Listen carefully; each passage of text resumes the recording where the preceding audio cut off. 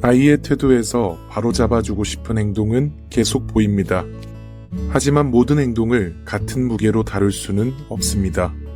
어떤 행동을 가르쳐야 하는지, 고칠 것이 많을 때 무엇부터 가르칠지, 같은 행동이 반복될 때 어떻게 실행할지, 오늘은 부모에게 필요한 3가지 기준을 말씀드리겠습니다. 작은 가르침 하나, 행동이 사소한지가 아니라 어떤 태도로 남을지를 보세요.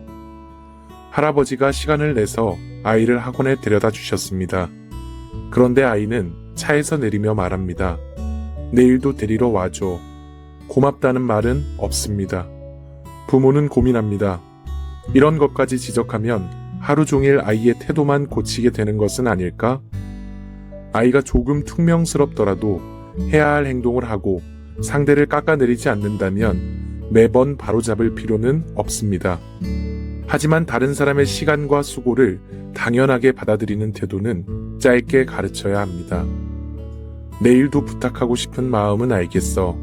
하지만 할아버지가 시간을 내주신 건 당연한 일이 아니야. 감사부터 말하고 부탁은 다시 해보자. 그리고 아이가 자기 말로 다시 표현하게 합니다. 데려다 주셔서 감사해요. 내일도 가능하면 부탁드려요. 행동이 사소한지만 보지 마세요. 그 행동이 반복되면 어떤 태도로 남을지를 보세요. 감정은 자연스럽게 드러날 수 있지만 다른 사람의 수고를 존중하는 태도는 배워야 합니다. 여기서 모든 퉁명스러운 말투를 바로잡아야 한다는 뜻은 아닙니다.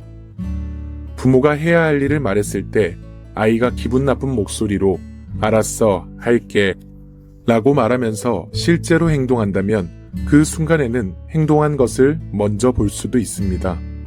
아이의 감정이 드러난 것과 다른 사람의 수고를 당연하게 여기거나 상대를 깎아내리는 표현은 구분해야 합니다. 감정까지 늘 부드럽게 만들려 하지 말고 그 표현이 관계를 해치는지를 살펴보세요. 그렇다면 고쳐주고 싶은 행동이 한두 가지가 아닐 때는 어떻게 해야 할까요? 작은 가르침 2. 고칠 것이 많을수록 우선순위를 정하세요. 문은 쾅 닫고 도움을 받아도 고맙다는 말은 없고 부르면 퉁명스럽게 대답합니다. 하나씩 모두 지적하자니 하루 종일 혼내는 것 같고 그렇다고 넘기자니 잘못된 습관으로 남을까 걱정됩니다. 이때 중요한 것은 문제를 못 본 척 하는 것이 아니라 모든 문제를 같은 무게로 다루지 않는 겁니다. 그 자리에서 다시 해야 할 행동은 짧게 바로잡으세요. 문은 조용히 다시 닫아줘. 같은 뜻으로 다시 말해봐. 그리고 지금 아이에게 먼저 채워주고 싶은 기준 2-3가지를 정합니다. 다른 사람의 수고를 알아보기, 상처 주지 않게 말하기, 자기 일은 스스로 정리하기. 그중 지금 가장 먼저 채워주고 싶은 한 가지를 더 자주, 더 일관되게 연습합니다. 다른 문제를 무시하는 것이 아닙니다. 아이의 성장에도 먼저 채워야 할 순서가 있는 겁니다. 고칠 행동이 많아 보일수록 지적을 늘리지 마세요. 가장 중요한 기준부터 더 분명하고 일관되게 가르치세요. 무엇부터 가르칠지 고민된다면 3가지를 살펴보세요.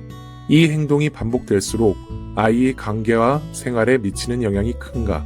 요즘 자주 반복되어 부모와 아이가 계속 부딪히고 있는가? 지금 아이의 수준에서 실제 행동으로 연습할 수 있는가? 관계나 안전에 미치는 영향이 큰 행동은 먼저 가르쳐야 합니다. 비슷한 무게의 문제라면 자주 반복되고 지금 아이가 실제로 연습할 수 있는 행동부터 우선하는 것이 좋습니다.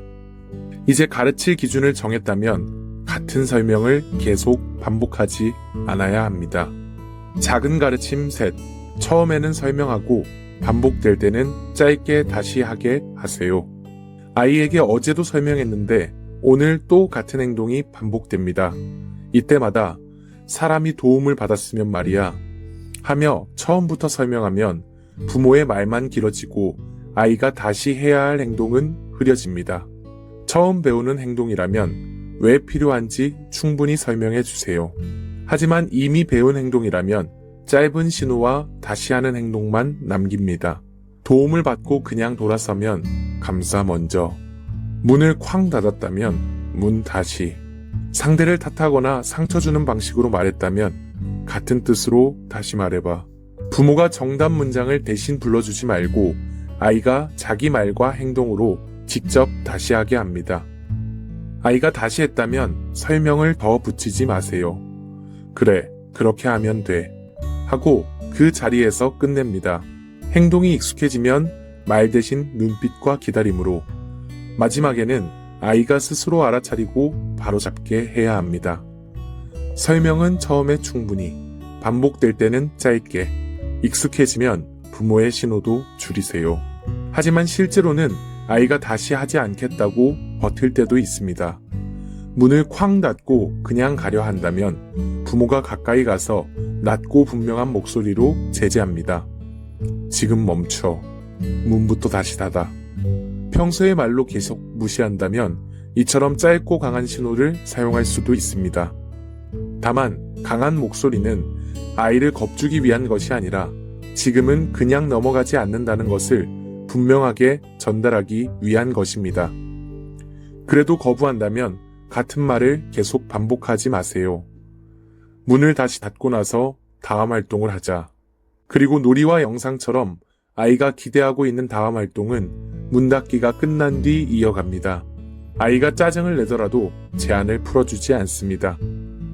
아이가 바로 행동하지 않는다고 더 큰 소리와 더 강한 벌을 계속 추가할 필요도 없습니다. 강한 제지는 짧게, 결과는 차분하고 일관되게 실행하세요. 아이가 문을 다시 닫았다면 그래, 그렇게 하면 돼 하고 바로 다음으로 넘어갑니다. 단호함은 항상 세게 말하는 것이 아닙니다. 하지만 아이가 버틴다고 해야 할 행동이 사라지는 것도 아닙니다. 필요할 때는 분명하게 제지하고 부모가 세운 기준을 실제 행동으로 끝까지 지키는 것입니다.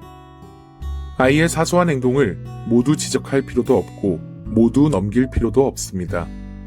행동이 반복되면 어떤 태도로 남을지를 살펴보세요.